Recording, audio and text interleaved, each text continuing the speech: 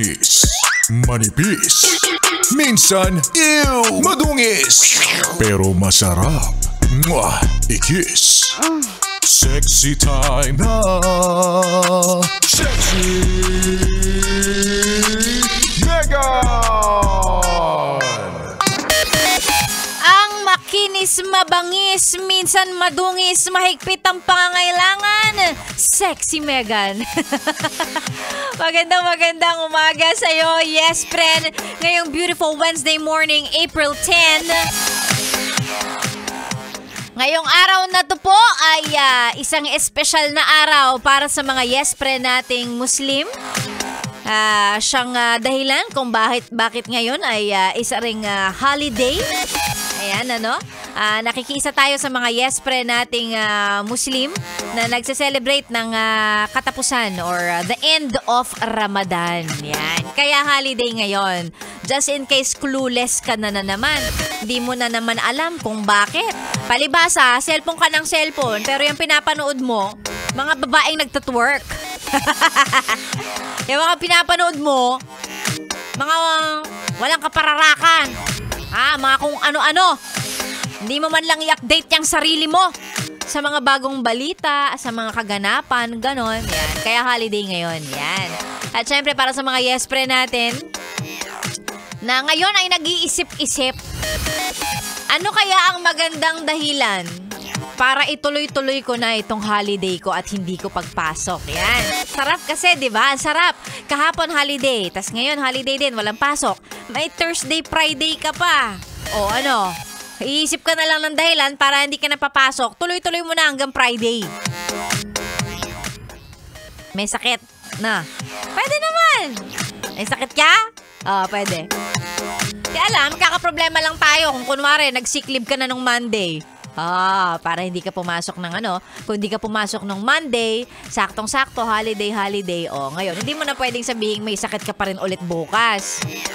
Depende, pwede rin siguro. Kung wala ka nang maisip, pwede sabihin mo may sakit ka, parvo.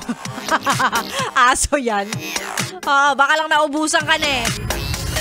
Yan, yung mga dalawang klase ng tao, na sa mga iniisip nila sa mga oras na to. Pwedeng yung iba, sa wakas sakto papasok na ako bukas kasi ang dami kong trabahong kailangan gawin. Ayan, yung mga talagang G na G, Gustong-gustong pumapasok.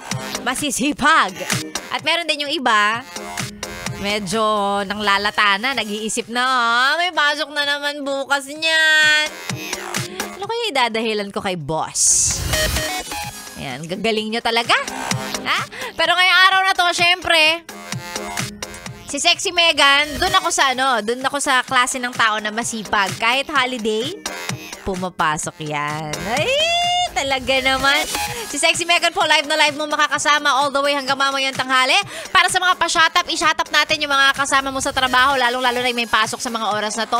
Ayan, ang matahimik na sila. Or kung nasan ka man, sige, go ahead, i-send ang mga picture, ang selfie kasama ang radyo pruweba na naka 101.1 Yes FM kayo. I-send sa ating Facebook page, pwede sa Sexy Megan kung nasa-search mo yan. Or sa page ng 101.1 Yes FM Manila. Babasahin natin yung mga pa-shut up ninyo.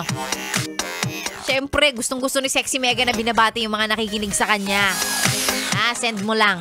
And of course, magkakasama tayo tuloy-tuloy hanggang mamayang tanghali, hanggang mag-lunch break ka.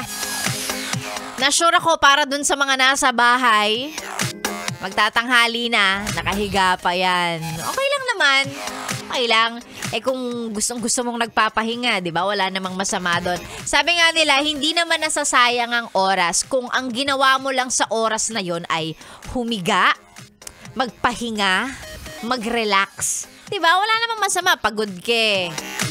Hirap magtrabaho, nakakapagod ang buhay. So kung ngayong holiday, di ba, magpapahinga ka, tutunga ka lang, hindi kita i-judge. Medyo lang. Tamad nito, walang kwenta.